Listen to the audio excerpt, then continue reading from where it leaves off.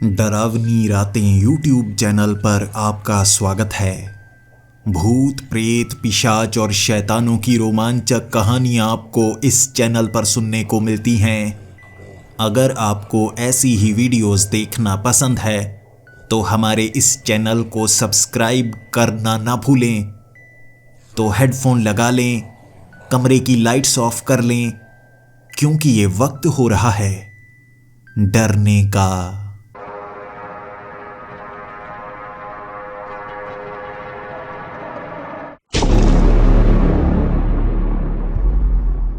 Hello दोस्तों, मेरा नाम डेविड है और मैं अपने बारे में बताने से पहले आपके बारे में कुछ बताना चाहता हूँ।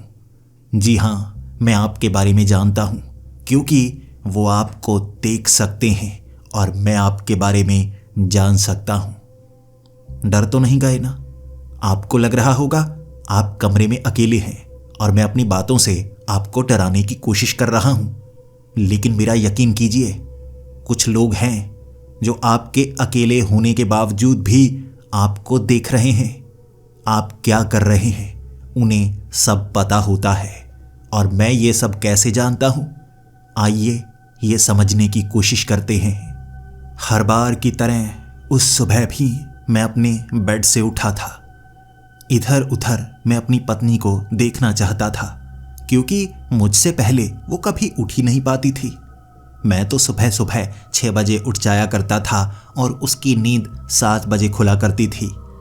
मैं हमेशा उसके लिए चाय की एक प्याली लेकर आता था और बड़े प्यार से उसकी गाल पर किस करके उसे उठाया करता था। मेरी नज़र घड़ी की तरफ पड़ी थी।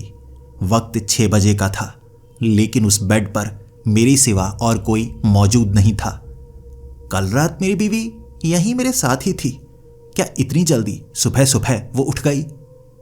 लेकिन जैसे ही मैं बाहर निकला, आंगन में देखने लगा, एमा कहीं भी मौजूद नहीं थी। 1-2 बार मैंने आवाज़ भी लगाई, लेकिन मेरी बीवी ने मेरी आवाज़ का कोई जवाब नहीं दिया। उसके बाद मुझे कुछ अजीब सा लगने लगा। अरे, सुबह सुबह मेरी बीवी कहाँ चली गई? वैसे कभी ऐसा नहीं हुआ कि मुझे बिना बताए मेरी बीवी घर से बाहर गई हो, लेकिन मेरी बीवी घर में तो मौजूद नहीं है। ऐसा करता हूँ, मैं उसे फ़ोन लगाता हूँ। आसपास मुझे उसका फ़ोन भी नज़र नहीं आ रहा। लेकिन तभी मैंने अपने फ़ोन को ढूंढने की कोशिश की। मुझे मेरा फ़ोन भी नहीं मिल रहा था। अरे, कहाँ चला गया? एक तो लैंडलाइन से फ़ोन करना पड़ेगा और मुझे नहीं लगता कि मेरी लैंडलाइन काम करती है। हर बार कुछ ना कुछ खराब ही रहता है।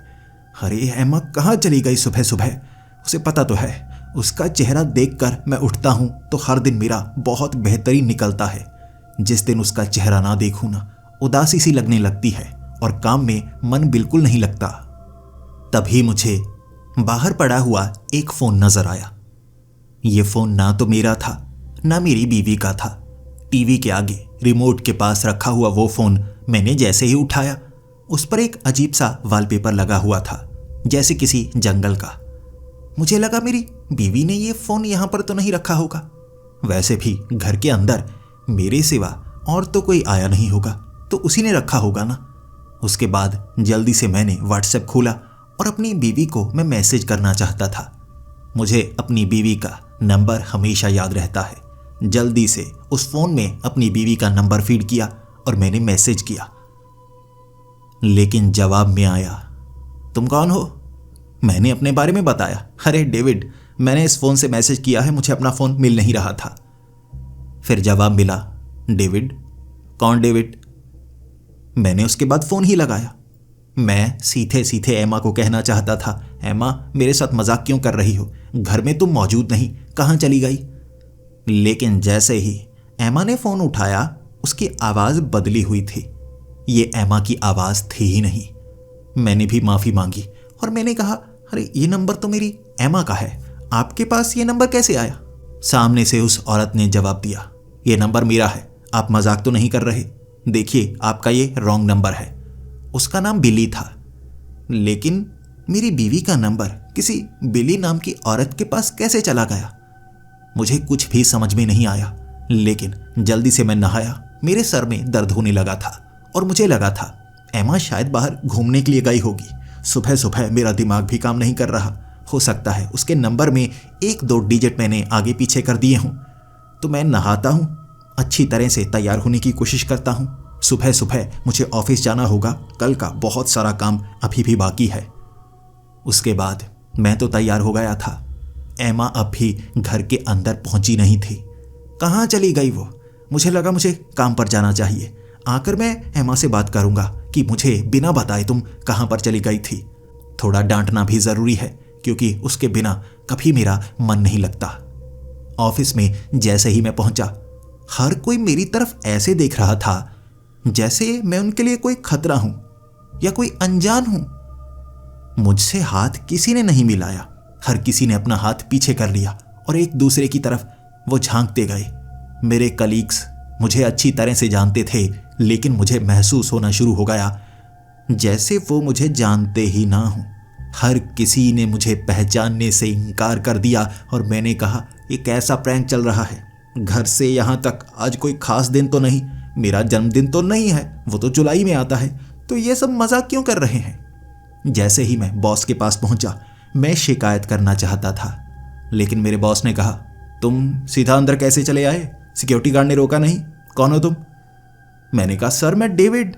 मुझे कोई भी सही तरह से बात करता हुआ मिला ही नहीं, तो मैं आपके पास आ गया। देखिए आज थोड़ा जल्दी आ गया हूं, सब इस तरह से बिहेव कैसे कर रहे हैं? बॉस ने कहा, तुम जो भी हो बाहर निकलो, मैं तुम्हें नहीं जानता। देखो ऑफिस के अंदर इस तरह तुम नहीं आ सकते और सीधा मेरे रूम तक। सिक्योरिटी गार्ड कहाँ है? पहले तो उसे फायर करना होगा, ऐसे कोई भी अंदर आ सकता है? सिक्योरिटी गार्ड मुझे पकड़कर बाहर ले गया। तब तक मैं स्तब्ध रह गया था। वो सिक्योरिटी गार्ड मेरा अच्छा दोस्त था, लेकिन उसने मुझे पहचानने से मना कर दिया। मैंने झगड़ा किया और कहा, ये कैसा प्रैंक चल रहा है? लेकिन कोई भी मुझे पहचान ही नहीं पा रहा था। तब मुझे लगने लगा कि कुछ न कुछ तो गड़बड़ है। मैंने उसको कहा, देखो माफ़ कर दो, मुझे लगता है मेरी तबीयत ठीक नहीं है, क्या मैं बाथरूम जा सकता हूँ? मुझे बाथरूम तो जाने दो ना मेरे भाई। उसने मुझे ऑफिस के बाथरूम में जाने दिया।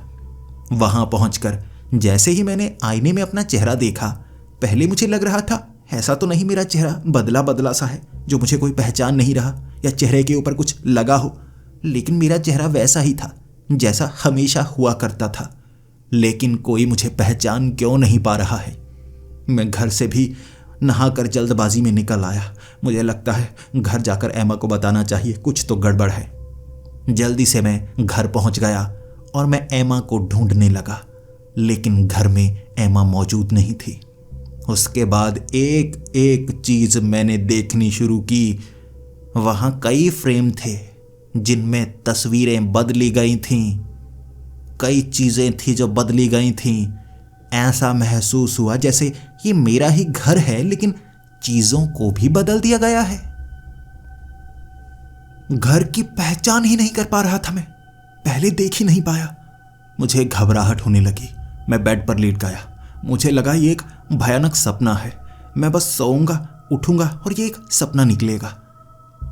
मैं उसके बाद सोने की कोशिश करने लगा, लेकिन सुबह के उस वक्त मुझे कभी नींद नहीं आती। मैं तो ऑफिस में बहुत ज़्यादा काम करता हूँ ना। उसके बाद दोपहर का वक्त था। बाहर दरवाज़ा खुलने की आवाज़ जैसे ही आई, मुझे लगा एमा आ गई। भागकर मैं बाहर गया। ये लंबी दाढ़ी वाला कोई आदमी था जो मुझे देखकर भौंचक्का सा हो गया। उसके बाद बाहर की तरफ निकलकर कहने लगा, कौन हो तुम? कौन हो? चोर चोर चोर। मैंने उसको कहा, देखिए भाई साहब, मैं चोर नहीं हूं, आप मेरे घर के अंदर कैसे चले आ रहे हैं? फिर वो शांत सा हो गया। उसके बाद उसने बाहर देखा और कहा, घर तो मेरा ही है, तुम मेरे घर में क्या कर रहे हो? कहीं गलती से तुम किसी और के घर में तो नहीं आ गए? मैं भी बाहर आया। मुझे लगा कहीं ऐसी गलती मुझसे तो नहीं हो गई। कल शायद मैंने थोड़ी सी शराब पी थी, उस कारण मैं किसी और के घर में तो नहीं चला गया। मैं बाहर निकला, इधर उधर के पेड़ देखे, घर देखे और फिर मैंने कहा, नहीं जी, ये तो मेरा ही घर है। वो आदमी कहने लगा, ये मेरा घर है। हम दोनों में छोटी मोटी बहस हुई तो पड़ोसी भी आ गए। मैं पड़ोसियों को कहने लगा कि ये आदमी कह रहा है ये उसका घर है, मेरे घर के अंदर घुसा रहा है और आज वैसे भी मेरी तबीयत ठीक नहीं है। किसी पड़ोसी ने मुझे पहचाना नहीं, हर कोई कह रहा था ये घर उसका है। उस आदमी ने कहा, मेरा नाम मार्कस है, मुझे लगता है तुम्हारी तबीयत ठीक नहीं है या तुम्हारी याददाश्त ठीक नहीं है। अगर तुम चोर नहीं हो तो इस तरह मेरे घर के अंदर क्या कर रहे थे? मैंने उसको कहा, इस घर में मैं अपनी बीवी के साथ रहता हूँ। ये तुम्हारा घर कैसे हो गया? और ये अभी शुरू नहीं हुआ है। ऑफिस में भी मुझे कोई पहचान नहीं रहा। मेरी बीवी कहाँ चली गई मुझे पता ही नहीं। फिर मार्कस एक अच्छा आदमी था। उसने मुझे घर के अंदर आने दिया और खुद भी घर के अंदर आया और कहने लगा, देखो, अगर ये घर तुम्हारा है भाई, कोई ऐसी चीज़ की पहचान तो करो जो तुम्हारी हो, कुछ बताओ। जबकि ये घर मेरा है, मैं इसे साबित कर सकता हूँ। एक एक करके वो चीज़ तुम्हें दिखा सकता हूँ जो इस घर में है। अपनी तस्वीरें दिखा सकता हूँ। उसने फ्रेम के पीछे अपनी तस्वीरें दिखाई। फ्रेम में लगी हुई उसकी तस्वीरें देखकर मेरी आंखें खुली की खुली रह गई। उसने एल्बम दिखाई। यहाँ पर वो अपनी बीवी के साथ रहा करता था और उसकी बीवी ने उसे तलाक दे दिया। तब से वो यहाँ पर अकेले रहता है, पिछले 10 सालों से। लेकिन 10 सालों से तो यहाँ पर मैं रहता था। मैं उससे झगड़ा करना तो चाहता था। वो कहने लगा, तुम कर क्या रहे हो? मैं सबूत दे तो रहा हूँ। ऐसा करते हैं, पुलिस को बुलाते हैं, बाकी पुलिस देखेगी। जैसे ही वहाँ पर पुलिस आई, मैं कहने लगा, इस आदमी ने मेरे घर पर कब्जा कर लिया है और मेरी बीवी यहाँ कहीं नजर नहीं आती। मुझे लगता है मेरी बीवी के साथ इसने कुछ किया है। उस आदमी ने घर के पेपर्स दिखाए, लेकिन मैंने जब उन पेपर्स को पढ़ने की कोशिश की, उन पर नाम उस आदमी का था। मैं अपने पेपर्स ढूंढ नहीं पा रहा। ऐसा तो नहीं हो सकता, हर चीज बदल दी गई है। कैसे? हर चीज कैसे बदल दी गई है? मैंने एमा के बारे में बताया पुलिस वालों को। पुलिस वाले मुझसे जानना चाहते थे एमा दिखती कैसी है, क्योंकि हो सकता है बहुत बड़ा कोई घपला चल रहा हो, कोई गड़बड़ चल रही हो। मुझे याद नहीं था उसका चेहरा। हैरान हो गया मैं। अरे उसकी नाक कैसी थी? उसका चेहरा कैसा था? एमा, मेरी बीवी, हर रोज मैं उसके साथ रहता हूं, उसे याद करता हूं। मैं उसे याद क्यों नहीं कर पा रहा हूं?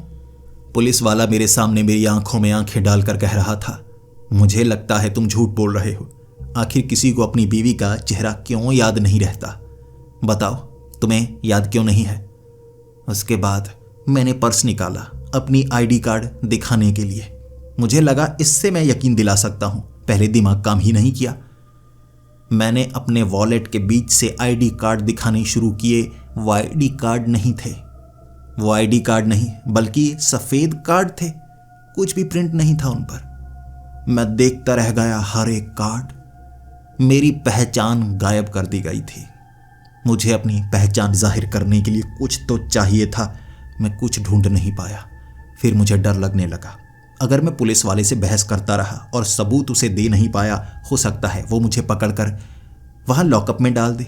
उसके बाद मुझसे पूछताछ की जाए कि मैं कहाँ से आया हूँ, और जो मैं बताऊँगा कोई यकीन नहीं करेगा। मुझे लगता है पुलिस स्टेशन से बाहर निकलना होगा। उसके बाद खुद के बारे में जानना होगा। हुआ क्या है, ये सब चल क्या रहा है? बड़ा षड्यंत्र लगता है मुझे। पुलिस वाले को मैंने कहा, देखिए, कल मुझे लगता है मैं गिर गया था। सर पर लगी मेरे बहुत ज़्यादा चोट। मुझे लगता है मुझे भ्रम हो रहा है। देखिए, मैं आपको परेशान नहीं करना चाहता। मुझे एहसास होने लगा है। मुझे लगता है मुझे अस्पताल जाना चाहिए। मैं अस्पताल जाता हूँ। उस पुलिस वाले ने कहा, मुझे भी ऐसा ही लगता है, मैं छोड़ देता हूँ। बताओ किस अस्पताल में जाना है? मैंने उसे मना कर दिया कि मैं खुद ही जाऊँगा। देखिए, मुझे घबराहट हो रही है, मैं खुद जाना चाहूँगा। पुलिस वाला अच्छा था, उसने मुझे जाने दिया। बाहर निकलते ही मेरे होश उड़े हुए। आसपास दिखने वाली हर एक चीज़, मेरे शहर की वो चीज़ें मुझे अनजान लग रही थी, जबकि इन्हीं के बीच मैं कब से खेला हूँ, कब से रहा हूँ। बचपन से सब कुछ कैसे बदल गया। मुझे उन लोगों से मिलना चाहिए जिनसे मैं पहले मिला करता था। हो सकता है मेरे घर के आसपास के पड़ोसी मिलकर मुझे बेवकूफ़ बनाने की कोशिश कर रहे हैं, सब कुछ बदलने की कोशिश कर रहे हैं। मैं उस अनाथ आश्रम में गया था जहां कभी 10 साल पहले मैं ऐसे बच्चों से मिलने के लिए जाया करता था जिन्हें किसी मदद की ज़रूरत हो। ये मेरे अच्छे कामों में एक था। वहाँ के लोगों ने मुझे पहचानने से मना कर दिया। वो बूढ़े लोग जिनके साथ मैंने बचपन गुजारा था, जहाँ मेरा घर पहले हुआ करता था, उन लोगों ने मुझे पहचानने से मना कर दिया। और तब मुझे लगा, ये तो बहुत बड़ी गड़बड़ चल रही है। इतने लोग एक साथ मुझे भूल कैसे गए? क्या हो रहा है? और वैसे भी शाम का वक्त हो गया है। मैं रहूँगा कहाँ? उस घर में तो जा नहीं सकता। मार्कस का घर है वो। क्या मेरी याददाश्त सच में बदल गई है? नहीं नहीं, सब कुछ याद तो है मुझे। लगता है लोगों के साथ कुछ हुआ है, इस शहर में कुछ हुआ है, सब कुछ बदल गया है। मुझे लग रहा था कहीं ना कहीं मुझे रुकना होगा, लेकिन एक बार मैं अपने घर के इर्द गिर्द पहचानने की कोशिश करूं। क्या जो हो रहा है वो निश्चित तौर पर हो रहा है, यानी वो लोग मिलकर ये सब कर रहे हैं, या मेरे दिमाग में कुछ गड़बड़ है।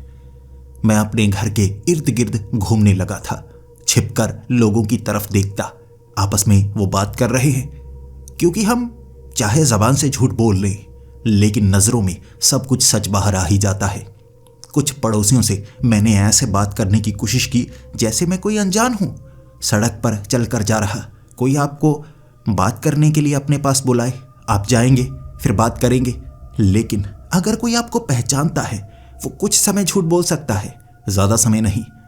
मैंने कुछ पड़ोसियों से बात की, लेकिन अलग टॉपिक पर, कि मैं कहीं और से आया हूं, बस यहां घूम रहा हूं। कहीं से कुछ भी समझ में नहीं आ रहा था, जिसके बाद मुझे लगने लगा कोई मेरा पीछा कर रहा है। मैंने महसूस कर लिया एक पुलिस की गाड़ी हमेशा जहां मैं जा रहा हूं वहीं पर आ रही है। शायद पुलिस वालों को मुझ पर शक हो गया है। मेरी पहचान को तो मिटाया गया है, अब मुझे फंसाने की कोशिश भी की जाएगी, और अगर मैं पुलिस वालों के हाथ आ गया ना, बहुत बुरी तरह से फंसूंगा और उसके बाद बाहर निकलना मुश्किल हो जाएगा, या हो सकता है मुझे मार ही दिया जाए। वो पुलिस वाला मेरा पीछा करता रहा, लेकिन उसके बाद मेरे पास भी तरकीब थी। मैं एक ऐसी छोटी सी गली से निकला जहां से कोई मेरा पीछा नहीं कर सकता था। छोटी छोटी गलियों से निकलता हुआ शहर के एक तरफ बना हुआ एक मोटेल, वहां पर मैं रुकने का प्लान बना चुका था, और मेरा पीछा जब कोई नहीं कर रहा था, चुपके से मैं उस मोटेल के अंदर चला गया। वहां पर मेरे पर्स में जो डॉलर थे वो काम कर रहे थे, बाकी सब कुछ जैसे बदल दिया गया हो। कम से कम मेरे पास कुछ डॉलर्स तो थे। उससे मैंने एक कमरा बुक किया। कुछ दिनों तक मुझे लगा मुझे यहाँ छिपकर रहना चाहिए, उसके बाद इस शहर को छोड़ दूंगा। शायद कहीं ना कहीं से अपनी कोई पहचान ढूंढने की कोशिश करूंगा। इस शहर में कुछ गड़बड़ है, मुझे शहर छोड़ना चाहिए। ये सोचकर मैं अपने कमरे के अंदर था, खिड़की से बाहर झांके जा रहा था। तभी मुझे वही गाड़ी नजर आई जिसके अंदर बैठा वो आदमी मुझे पुलिस वाला ही लग रहा था। कब से मेरा पीछा किए जा रहा है, और कौन पीछा करता है? पुलिस वाला ही होगा ना, और ये वाली गाड़ी का इस्तेमाल ज्यादातर पुलिस वाले ही करते हैं। वो गाड़ी बाहर एक तरफ लगी हुई थी और मुझे डर था वो मुझे ढूंढता ढूंढता यहां पर तो नहीं आ गया। मैं अपने कमरे में छिपा रहा। अचानक दरवाजा खटखटाने की वो आवाज ने सन्नाटे को चीरा। मैं दरवाजा खोलना नहीं चाहता था, मैं बस ये जताना चाहता था कोई अंदर नहीं है, लेकिन वो दरवाजा खटखटाता रहा। और उसके बाद रिसेप्शन पर बैठी वो लड़की, शायद वो दरवाजा खटखटा रही थी। उसने कहा, जल्दी से खोलिए, आपसे कुछ बात करनी है। जैसे ही मैंने वो दरवाजा खोला, वो आदमी सामने खड़ा था और रिसेप्शन वाली वो लड़की उसके पीछे खड़ी थी। तब उस आदमी ने कहा, पुलिस, 1 मिनट, मैं तुमसे बात करना चाहता हूं। तब मुझे लगा कि मैं बुरी तरह से फंस गया हूं, शायद मुझे यहां से भागना चाहिए। जैसे ही मैं भागने की कोशिश करने वाला था, उस आदमी ने मुझे पकड़ा और मेरे कान में कहा, मेरी पहचान को भी मिटाने की कोशिश हो चुकी है, भागो मत। अगर तुम यहां से भाग गए तो मैं तुम्हारी कोई मदद नहीं कर पाऊंगा, बड़ी मुश्किल से तुम्हें ढूंढ पाया हूं। उसकी बातों से मुझे उस पर थोड़ा सा यकीन हुआ। मैं उसे कमरे के अंदर लेकर आया और फिर मैं उसे कहने लगा, क्या तुम मेरे बारे में कुछ जानते हो? मैं पागल नहीं हूं, मुझे लगता है सब कुछ बदल दिया गया है। उसने कहा, मेरे साथ भी ऐसा हुआ है। देखो, मैं पुलिस में नहीं हूं, लेकिन पहले मैं पुलिस में था, मुझे सब कुछ याद है, लेकिन जैसे मेरी यादों को मिटा दिया गया हो। कम चीज़ें बची, लेकिन धीरे धीरे मैं भूलता गया। मुझे तब लगने लगा मुझे ये सब एक डायरी में नोट करना चाहिए। मैंने अपनी राइटिंग में डायरी में सब कुछ नोट किया और अब मैं वो सब भूल चुका था, लेकिन डायरी पढ़ पढ़ कर उन चीज़ों को याद रखे हुए हूँ। मुझे लगता है तुम्हारे साथ जो हो रहा है वो मेरे साथ हो चुका है। धीरे धीरे तुम सब कुछ भूलने लगोगे। किसी डायरी में लिखना शुरू कर दो, कुछ ना कुछ तो ऐसा चल रहा है जिससे यहाँ कुछ खास लोगों की याददाश्त गायब की जाती है। ना सिर्फ याददाश्त बल्कि पूरी पहचान गायब कर दी जाती है। मैं इस पर कब से रिसर्च करने की कोशिश कर रहा हूँ। कुछ पुलिस वालों से मैंने दोस्ती बनाई है क्योंकि मैं जानता था उनकी कमजोरियां, तो ब्लैकमेल करके उनसे जानकारी निकलवा सकता था। कुछ लोगों का मैं पहले भी पीछा कर चुका हूँ, कुछ लोगों के बारे में जानने की कोशिश कर चुका हूँ, लेकिन अगर तुम मेरा भरोसा करोगे तो मैं तुम्हारी मदद कर सकता हूँ। बताओ, तुम मेरा भरोसा करते हो? मेरे पास भरोसा करने के लिए कोई और आदमी नहीं था, तो उस पर भरोसा करना ही था। तब उस आदमी ने मुझे कहा, क्या तुमने कभी ये शब्द सुना है, द ब्यूरो ऑफ एब्सेंस? मैंने कहा, ब्यूरो ऑफ एब्सेंस? ये कैसा ब्यूरो है? मैंने इसके बारे में कभी नहीं सुना। उसने कहा, ठीक है, तो तुमने अब तक इसके बारे में नहीं सुना, यानी तुमने इस पर कभी शक किया ही नहीं। लेकिन कुछ लोग जिनके साथ ऐसा कुछ हुआ है, और मेरे साथ भी, मैंने डायरी में लिखा है ये खास शब्द, द ब्यूरो ऑफ एब्सेंस। और इसकी जानकारी ये है कि ये एक खास तरह की संस्था है जो लोगों की पहचान मिटाती है। क्यों मिटाती है, इसके बारे में अब तक जानने की कोशिश कर रहा हूँ। और एक तरीका है जिसकी पहचान गायब की जाती है ना, धीरे धीरे उससे जुड़ी चीज़ों के अंदर कुछ ना कुछ होता है जिससे हम ढूंढ निकाल सकते हैं। तुम्हारा जो लैपटॉप था, क्या तुम्हें याद है? क्या ऑफिस में कोई कंप्यूटर जिसका पासवर्ड तुम्हें याद हो, जिस पर तुम सबसे ज़्यादा काम करते हो, पहचान की कुछ चीज़ें उसमें छिपाई गई हों? मैंने कहा, हाँ, ऑफिस कंप्यूटर। उसमें मैंने अपनी पुरानी गर्लफ्रेंड्स की फ़ोटोज़, अपनी पत्नी की तस्वीरें, ऐसा बहुत कुछ रखा हुआ था। वो भी वहाँ पर होगा, लेकिन वो पासवर्ड प्रोटेक्टेड है।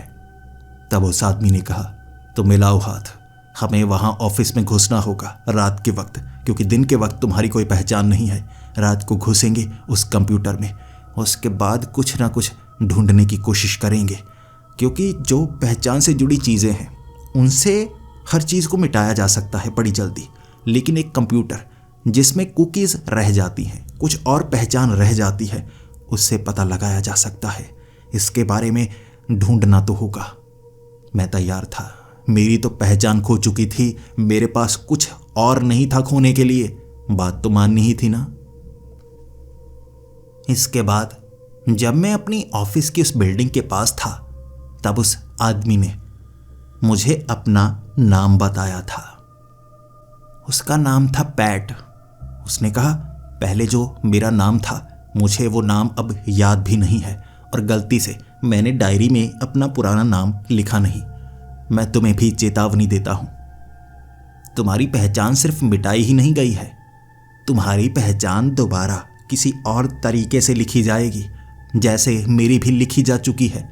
सब कुछ अलग। शुरू में सब कुछ जैसे भूलने लगा था, कोई मुझे पहचानता नहीं था। उसके बाद कुछ लोग पहचानने लगे, धीरे धीरे पहचानने वालों की संख्या बढ़ने लगी। फिर मुझे पता लगा कि मेरी तो पहचान बदली जा चुकी है। मेरा नाम पैट है, पहले कुछ और था जो मुझे याद नहीं। तुम्हें अपनी असली पहचान, सब कुछ ढूंढने की कोशिश करनी होगी डेविड। उसके बाद मेरे पास छोटी डायरी थी, उसमें जो जो घटनाएं हो रही, मैं हर घटना का जिक्र लिखता जा रहा, और यह डायरी को खुद से दूर होने नहीं देना चाहता था मैं। उस बिल्डिंग में घुसना ज़्यादा मुश्किल नहीं था। सिक्योरिटी गार्ड की वो कमज़ोरी मैं जानता था, कुछ डॉलर्स से वो यहाँ से थोड़ा दूर चला जाएगा। इसी बहाने मैं चोरी नहीं करना चाहता था, बस अंदर घुसना चाहता था। अपने कंप्यूटर तक पहुँचने के बाद मुझे पैट ने कहा, इसे एक्सेस करने के लिए तुम्हें पासवर्ड चाहिए होगा, लेकिन तुम्हारा पासवर्ड काम नहीं करेगा, सब कुछ बदला जा चुका है, इसीलिए इसे हमें हैक करना होगा। उस पीसी को हैक करने के लिए एक लैपटॉप की ज़रूरत पड़ी, और पैट के पास हमेशा एक लैपटॉप रहता ही है। उसने कहा, खास इसी चीज़ के लिए उसने लैपटॉप का इस्तेमाल करना शुरू किया है, और ये पुराना वर्जन है, बहुत पुराना लैपटॉप, क्योंकि नए लैपटॉप किसी न किसी तरीके से आसानी से इरेज और रीराइट किए जा सकते हैं। उस कंप्यूटर को हैक करने के बाद हमें ऐसा डाटा चाहिए था जो मुझसे जुड़ा हो, लेकिन उस कंप्यूटर में कुछ भी ऐसा नहीं था जो मुझसे जुड़ा हो। कुकीज़ को हमने चेक किया, और उसके बाद कनेक्टिविटी चेक की, किस और डिवाइसेस से इस कंप्यूटर को एक्सेस किया जा रहा है, और वहाँ से हमने ढूंढ निकाली वो जानकारी, वो सर्वर्स जिससे उस कंप्यूटर में वो डाटा फीड किया गया है।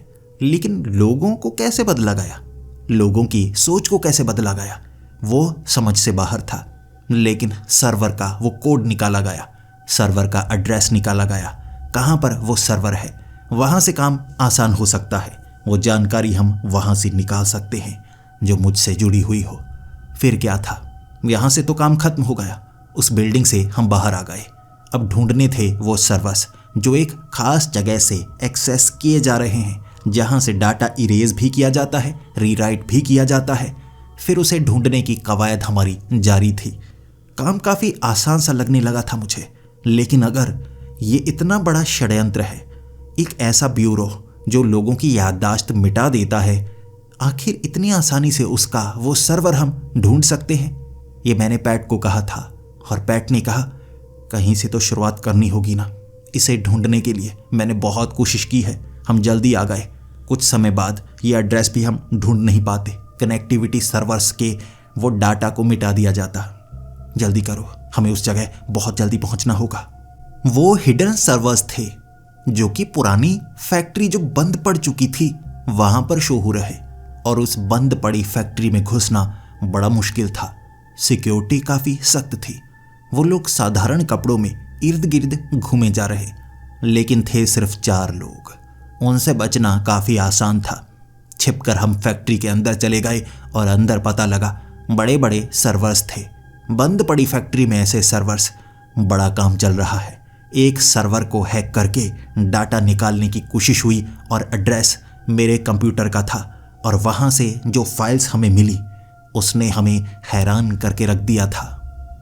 ये फाइल्स के ट्रेसेस थे जो लगभग मिटाए जा चुके, लेकिन कुछ फाइल्स के हिस्से जो मिले, मेरे कंप्यूटर को नाम दिया गया था सब्जेक्ट 428 मेमोरी फ्रैक्चर्स स्टेबलाइज्ड।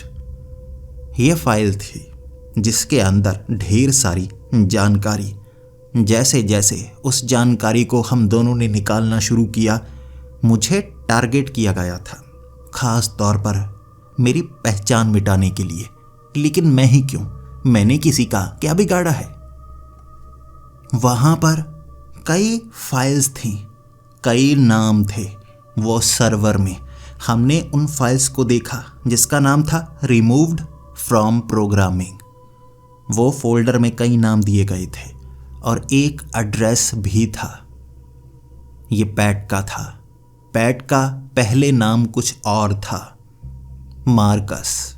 उसका नाम मार्कस था और अब उसे पैट नाम दिया गया। उसकी पहचान को बदला गया। ये कोई आसान काम नहीं लगता। ऐसा नहीं कि किसी की पहचान को सरकारी पेपर्स में गायब करना है, दुनिया से गायब किया गया। ये काम इतना आसान नहीं हो सकता। लेकिन ये ब्यूरो ये काम कर क्यों रहा है? उसके बाद मुझे पैट कहने लगा, हम सर्वर में इतने समय तक नहीं रह सकते, कोई ना कोई हमें देख रहा होगा, जल्दी से यहाँ से निकलना होगा, क्योंकि ये डाटा एक्सेस किया गया है, उन्हें जल्द से जल्द पता लग जाएगा। और तुम्हें पता है, जो इतना सब कुछ बदल सकता है दुनिया में, वो हमारा पीछा करेगा। हो सकता है वो हमें देख रहे हों। लेकिन उसके बाद हमने वहाँ से वो एड्रेस भी निकाला जो मेरे साथ जोड़ा गया था, जिसे मेरा ओरिजिन यानी मेरी शुरुआत बताया गया। उस एड्रेस तक पहुँचने की मेरी कवायद यहाँ से शुरू होने वाली थी। पैट ने कहा था यहाँ से बाहर निकलो। हम वहाँ से बाहर जब निकले, वहाँ भीड़ लग गई थी सर्वर्स को चेक करने के लिए। लेकिन मैंने एक सर्वर को बुरी तरह से ख़राब ज़रूर कर दिया। जब तक उसे ठीक करने की कोशिश होगी, तब तक हम उस जगह पहुंच जाएंगे जहां से मेरी शुरुआत हुई। मैं समझ नहीं पा रहा हूं मेरी शुरुआत क्या मतलब। वहां शायद मेरी शुरुआत का डाटा होगा, मेरा पीछा पहले से किया जा रहा होगा, शायद ये चीज़ मुझे बताई जाएगी। हम उस जगह पहुंचे लगभग 2 दिनों का सफ़र करने के बाद, और वहां बंद पड़ी फैक्ट्री, जितनी बंद पड़ी जगह थी वहां पर ऐसा काम हो रहा, वो भी अंडरग्राउंड। वहां नीचे पहुंचने के बाद कोई सिक्योरिटी गार्ड नहीं था, बंद फैसिलिटी थी, लेकिन वहां पर इलेक्ट्रिसिटी पूरी थी। वहां बड़े बड़े पॉड्स पड़े थे। पॉड्स यानी कांच के बड़े बड़े मर्तबान, जिसमें पानी के अंदर इंसानों को रखा गया था। बिना कपड़ों के वो इंसान, जिसके मुंह के ऊपर पाइप्स लगी ताकि वो सांस ले पाएं, लेकिन बेहोश थे, सबके सब बेहोश। वहां 70 से ज्यादा लोग थे उन पॉड्स के अंदर। मैं और पैट दोनों के होश उड़ चुके थे। ये चल क्या रहा है? जो चीजें हम सामने ला चुके हैं, इसे किसी को समझाएंगे भी तो कैसे? और हम सोना नहीं चाहते थे, क्योंकि हम अगर सोए, जब उठेंगे हो सकता है सब कुछ बदला हुआ हो। कैसे वो तो पता नहीं था, लेकिन पिछली बार भी सोने के बाद ये सब हुआ था। मैं भी सोना नहीं चाहता था, पैट भी पिछले कुछ दिनों से सोया नहीं था, लेकिन बिना नींद लिए दिमाग सही से काम नहीं करता। फिर भी हम कोशिश पूरी कर रहे थे। इस फैसिलिटी में पहुंचकर सोच बदलने वाले दृश्य दिखने लगे थे। लोगों को इस तरह से पॉड्स में क्यों रखा गया है? और वहां पर आवाज गूंजने लगी, डेविड और पैट, तुम्हें जल्द से जल्द पीछे वाले ऑफिस में आना होगा। यहां पर पहुंचो अगर सच जानना चाहते हो। वो आवाज ऐसे गूंजी थी जैसे हर तरफ स्पीकर लगे हुए हों। कोई हमें बुला रहा था और हमें भी ये जानना था। जैसे ही हम ऑफिस में पहुंचे, सफेद कपड़ों में एक आदमी बैठा था। उसके बाल भी पूरी तरह से सफेद थे, चमड़ी भी सफेद थी, चमकदार सा लग रहा। मैंने उसकी तरफ देखकर कहा, हमें यहां क्यों बुलाया है और ये सब चल क्या रहा है? उसने कहा, यह सब मैं नहीं कर रहा हूं, मैं आर्चीविस्ट हूं, यानी इन चीजों का संशोधन मैं करता हूं, इन्हें संभाल कर मैं रखता हूं ताकि प्रोग्राम में इन्हें ढाला जा सके। मैंने कहा, प्रोग्राम में? मैं कुछ भी समझ नहीं पा रहा हूं। तुम इनकी सुरक्षा करते हो, संशोधन कैसे कर सकते हो? उसने कहा, तुम जो भी सोच रहे हो यह सब कुछ नकली है। एक प्रोग्राम, यह एक सिमुलेशन प्रोग्राम है जो तुम्हें नजर आता है सब कुछ। और यहां पर जो एलिमेंट्स, जिसे तुम इंसान कहते हो, जो डिस्टेबलाइज हो जाते हैं, सही से काम नहीं करते, हम उन्हें मिटा देते हैं। सबसे पहले ये तुम्हारी पत्नी ने किया, जो डिस्टेबलाइज हो गई थी। हमने उसकी पहचान मिटा दी। उसके बाद ये काम तुम भी कर रहे हो। हमें सिर्फ तुम्हारा रिएक्शन चाहिए था ताकि हम जान पाते तुम क्या करने वाले हो। लेकिन तुम भी ये सब जानकर डिस्टेबलाइज हो चुके हो, जिससे ये प्रोग्राम सही तरीके से नहीं चलेगा। और इसके बाद डिस्टेबलाइज एलिमेंट्स को मिटा दिया जाता है, पहचान मिटा दी जाती है और रीप्रोग्राम कर दिया जाता है। मैंने उसको कहा, मुझे तुम पर यकीन नहीं। तुम्हारा कहना है कि ये जो सब कुछ हम देख रहे हैं, ये सारी दुनिया सच नहीं है, ये एक प्रोग्राम है। उसने कहा, हाँ, तुम्हारी ये जो मेमोरी है, याददाश्त, धीरे धीरे मिटना शुरू हो जाएगी। तुम्हें एमा का चेहरा बिल्कुल याद नहीं होगा और ना ही आगे याद रहेगा, लेकिन मैं तुम्हें एक झलक उसकी दिखा सकता हूं। तुम्हारी मेमोरी दोबारा जागेगी, लेकिन फिर से तुम उसे भूल जाओगे, ताकि तुम मुझ पर यकीन करो। तुम प्रोग्राम का हिस्सा हो, प्रोग्राम से बाहर निकल नहीं सकते, इसीलिए इसका हिस्सा बनकर रहो ताकि तुम्हें रीराइट किया जा सके, इरेज ना किया जाए पूरी तरह से। चलो मेरे साथ।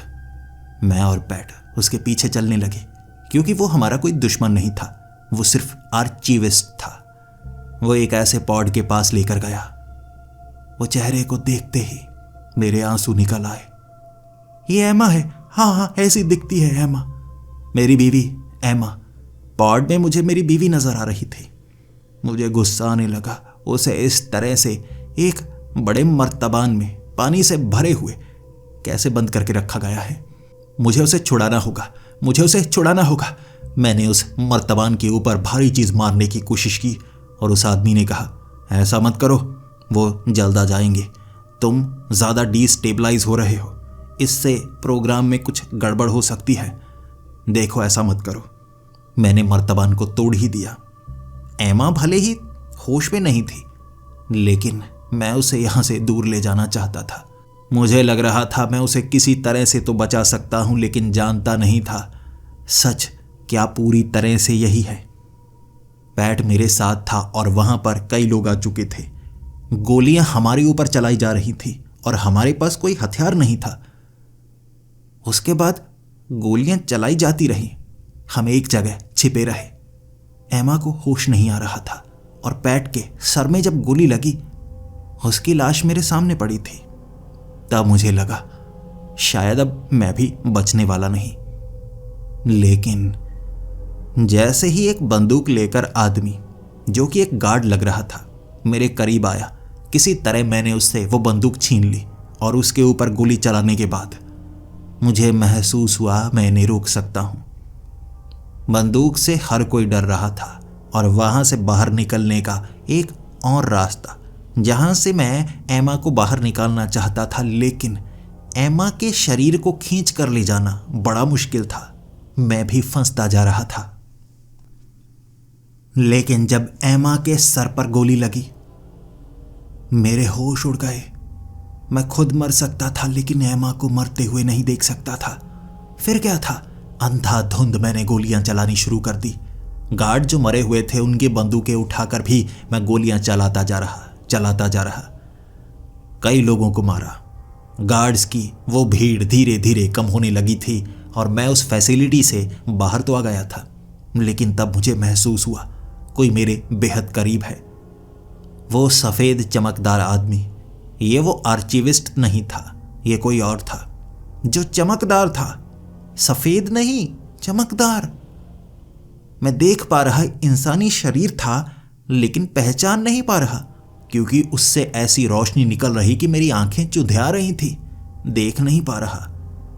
वो मुझे रुकने को कह रहा, तुम्हें रुकना होगा, यहां से बाहर तुम जा नहीं सकते। स्टेबलाइजेशन करने में फिर से काफी ज्यादा समय लग जाएगा, इसीलिए तुम्हें यहां रुकना होगा। तुम जो जानना चाहते हो, जो चाहते हो, तुम्हें मिल सकता है, लेकिन इसके लिए तुम्हें खुद को रोकना होगा। मैंने कहा, मैं खुद को क्यों रोकूं? जो मेरा अपना था वो मारा जा चुका है। अब मेरे पास कुछ नहीं बचा है। अब मैं सब कुछ खत्म करने की कोशिश करूंगा। उसने कहा, खत्म? किस चीज को खत्म करना चाहोगे? ये सारी की सारी दुनिया, ये प्रोग्राम का हिस्सा है। तुम असली नहीं हो, ये सब कुछ असली नहीं है। और मान लो कि तुम प्रोग्राम ही हो, लेकिन इस दुनिया का इंसान, तो तुम्हें क्या लगता है तुम असली हो? तुम्हें तो बहुत पहले ही मिटाया जा चुका है। ये जो कॉन्शियसनेस है ये किसी और इंसान की है, यानी डेविड कोई और था जिसे 10 साल पहले खत्म किया जा चुका है, और एमा के साथ तुम्हें बस उसकी कॉन्शियसनेस दी गई है। तुम्हारा ये शरीर पहले ये भी नहीं था, कोई और था, किसी और नाम का, और ये कॉन्शियसनेस इस शरीर को दी गई और तुम्हें लगता है तुम डेविड हो। तुम्हारा टेस्ट किया जा रहा था कि क्या तुम यहां सही तरीके से रह सकते हो। तुम्हारी ये कॉन्शियसनेस हमारे लिए ज़रूरी है। जैसे जितनी भी कॉन्शियसनेस है सभी प्रोग्राम का हिस्सा है, सबकी ज़रूरत है हमें इस प्रोग्राम को सही तरीके से चलाने के लिए, कह सकते हो ऑपरेटिंग सिस्टम सिमुलेशन को चलाने के लिए। मैं सदमे में था। तब उस आदमी ने कहा, तुम्हारी प्रोग्रामिंग भी अलग अलग तरीके से हो चुकी है। याद करने की कोशिश करो। अब तुम्हारे शरीर में कितनी कॉन्शियसनेस, कितने रूप डाले जा चुके हैं, और तुम्हें भी कितने शरीर मिल चुके हैं। ऐसा समय समय पर होता ही रहता है। याद करने की कोशिश करो, कुछ हद तक तुम महसूस कर पाओगे, अलग अलग महसूस कर पाओगे। अब मैं तुम्हें 2 ऑप्शन देता हूं। या तो तुम अपनी पहचान मिटा लोगे, हमेशा के लिए खत्म हो जाओगे, ना तो कभी तुम्हें शरीर मिलेगा और ये कॉन्शियसनेस का जो हिस्सा है ये भी हमेशा के लिए गायब हो जाएगा। या तुम्हें एक नई पहचान दी जाएगी, उस पहचान के साथ रहो। धीरे धीरे पुरानी सारी यादें तुम्हारी खत्म हो जाएंगी और तुम्हें ऐसा कुछ बुरा याद नहीं रहेगा। तुम साधारण इंसान बन जाओगे, या कहूं साधारण प्रोग्राम। तुम्हें सिमुलेशन में न्यू रोल दिया जाएगा। मैं सर को पकड़कर वहीं गुस्से में था। उस आदमी पर गोलियां बरसाई मैंने और कहा, मैं दोनों का ही चुनाव नहीं करना चाहता। लेकिन गोलियों का उस पर कोई असर नहीं हो रहा। लेकिन वो एक जगह ही था, हिला नहीं। मैं दोबारा उसी फैसिलिटी में था। वहां लगे बड़े बड़े सर्वर, बड़ी बड़ी मशीनें और बड़े बड़े पॉड्स।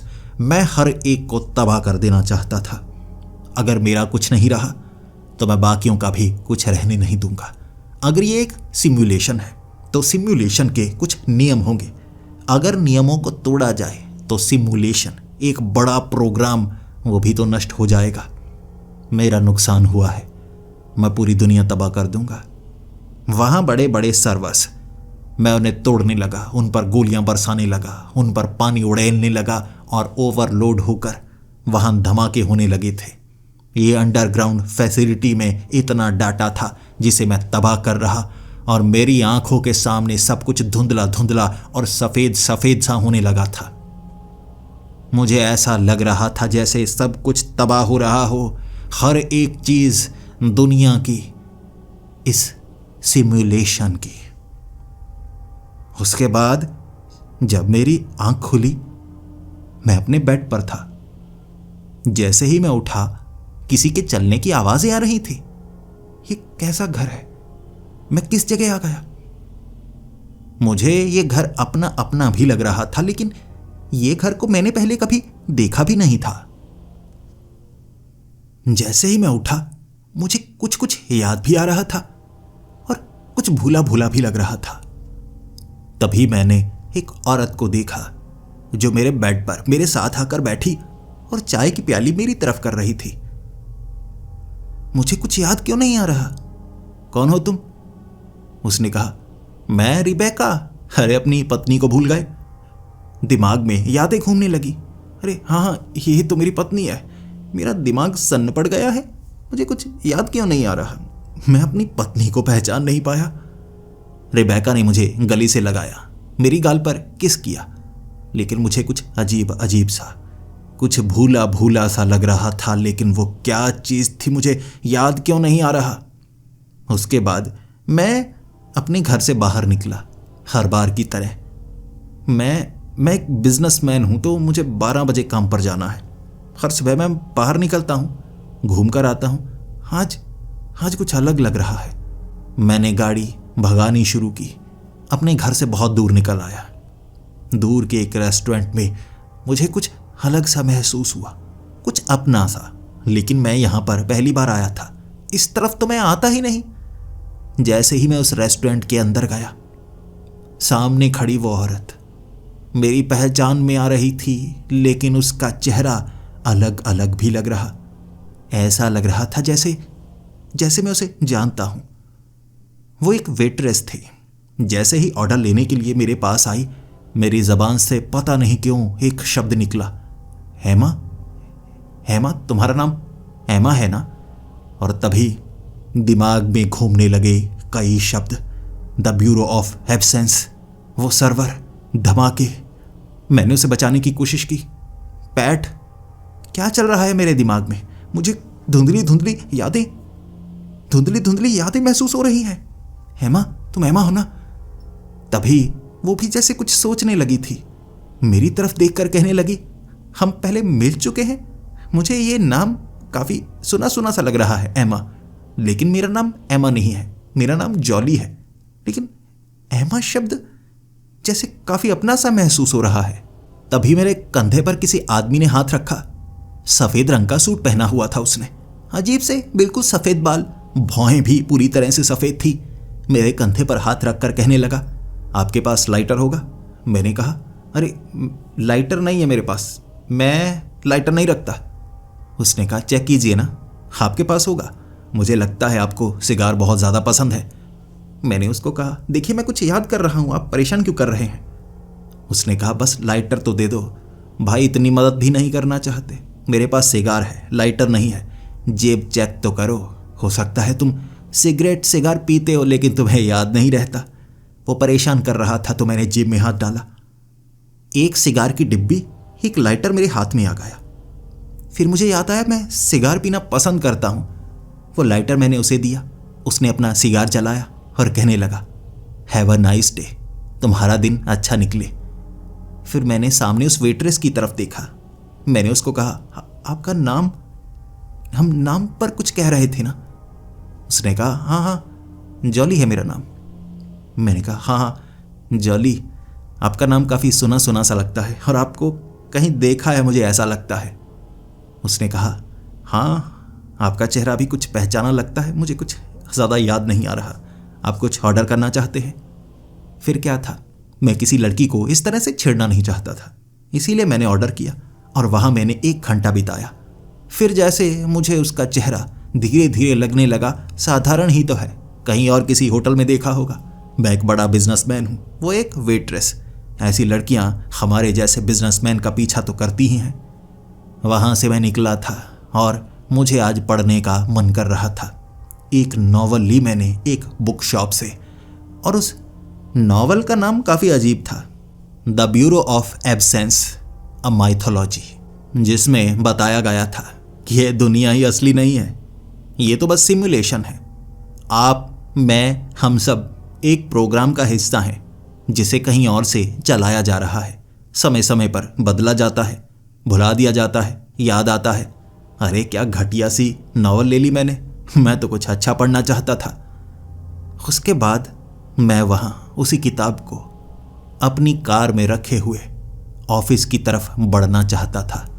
बिजनेसमैन हूँ ना, किसी भी कपड़ों में ऑफिस जा सकता हूँ, यही तो मेरी ज़िंदगी है और मैं अपनी ज़िंदगी को बहुत पसंद करता हूँ। आपको शायद मैं अपनी कहानी बता रहा हूँ, मैं एक बिजनेसमैन हूँ, कैसे मैंने शुरुआत की, ये सब शायद मैंने आपको बताया होगा। मुझे कुछ अच्छे से याद नहीं आ रहा, लेकिन आपकी कहानी भी मेरे जैसी हो सकती है। आपको भी यही याद होगा ना, आप कैसे साधारण ज़िंदगी जी रहे हो, लेकिन कभी कभी ऐसा महसूस क्यों होता है, कुछ भूल गया है, कुछ अजीब सा याद आ रहा है। क्या सोचा है आपने कभी, आपकी ज़िंदगी क्या मेरे जैसी ही है? आप भी कहीं भुलक्कड़ तो नहीं?